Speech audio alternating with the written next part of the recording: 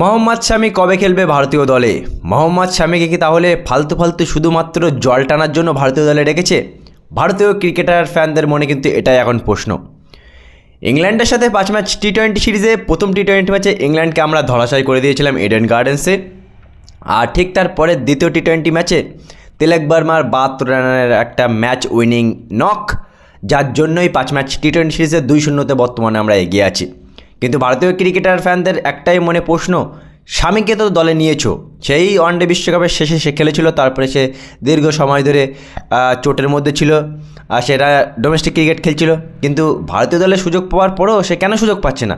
তাকে ইডেন গার্ডেন্সে সুযোগ দেয়নি, সবাই মনে করেছিল তাকে চেন্নাইতে সুযোগ দেবে, কিন্তু চেন্নাইতেও 3টে স্পিনার খেলেছিল ইডেন গার্ডেন্সের মতো, সেই কারণে তাকে চেন্নাইতেও খেলানো হয়নি।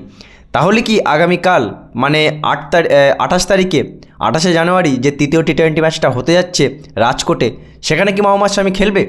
দেখো বন্ধুরা, যে খবরটা পাচ্ছি সেখানে মোহাম্মদ শামি খেলতে পারে। দেখো, ম্যানেজমেন্ট রিস্ক নিতে চায় না। মোহাম্মদ শামি কিন্তু চ্যাম্পিয়ন ট্রফির দলেও আছে, ইম্পর্টেন্ট একজন ফাস্ট বোলার। যেহেতু সে দীর্ঘ সময় ধরে এসেছে, সেহেতু তাকে কিন্তু 100% ফিট না হওয়া পর্যন্ত তাকে কিন্তু ম্যানেজমেন্ট সুযোগ দিচ্ছে না। কিছু পার্সেন্ট শামির এখনও অসুবিধা আছে, তা সত্ত্বেও তাকে সিলেকশন করেছিল এই ইংল্যান্ডের ট্যুরে। কিন্তু পরপর 2টো ম্যাচে যে হিসেবে শামি বসেছিল, যে হিসেবে শামিকে খেলায়নি, সেই হিসেবে আমরা সবাই বুঝতে পারছি যে ভাই শামি কিন্তু 100% ফিট ছিল না, বা এখনও সে 100% ফিট নেই।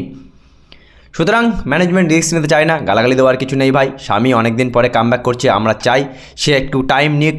1-2 ম্যাচ সে না খেললে মহাভারত অশুদ্ধ হয়ে যাবে না, সে অনেক সময় নিক, কারণ আগামী 1 মাসও আর 1 মাসের বাকি আছে, 1 মাস চ্যাম্পিয়ন ট্রফিতে আমাদের একটা ইম্পর্টেন্ট বোলার, সেহেতু সে 1-2 ম্যাচ খেলতে যদি গিয়ে আবার চোট পেয়ে যায়, সেই কারণেই ম্যানেজমেন্ট তাকে নিয়ে কোনো রিস্ক নিতে চায় না।